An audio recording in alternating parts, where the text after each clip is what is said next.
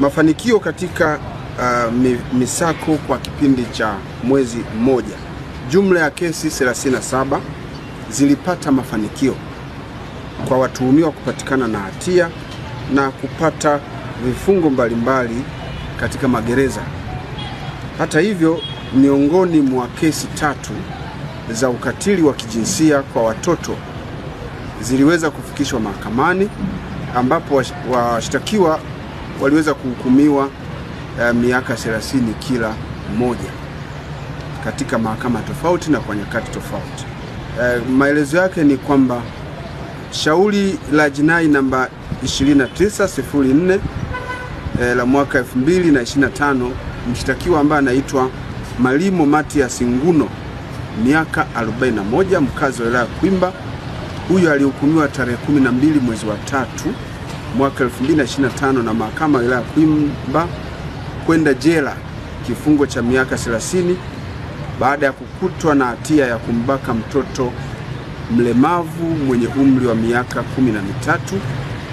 ambaye ana ulemavu wa kutokusikia vizuri, na jina lake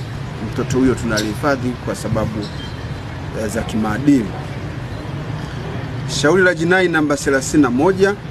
31962 la mwaka 2025, mshtakiwa Idi Renatus Makungu.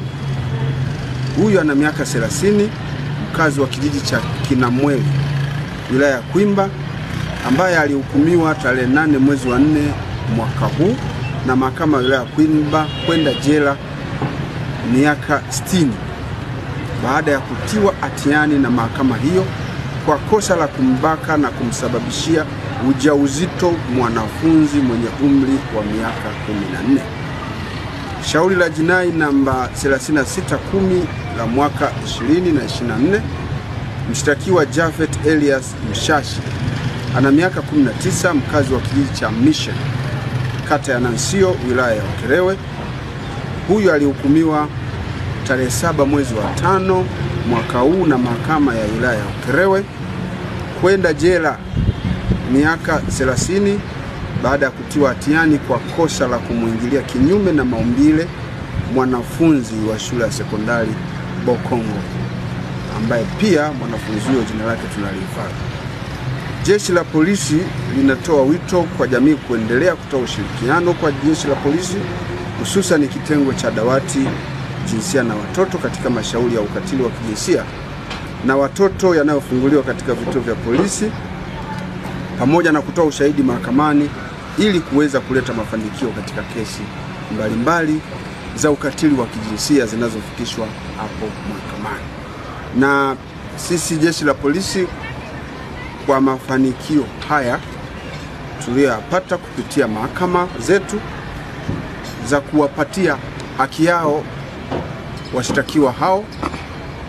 tunachukua nafasi hii kuwashukuru wadau wote walioshirikiana na jeshi la polisi,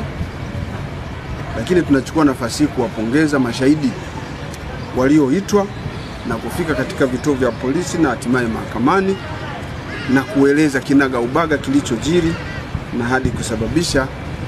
wahalifu wao kuweza kupata stahiki zao.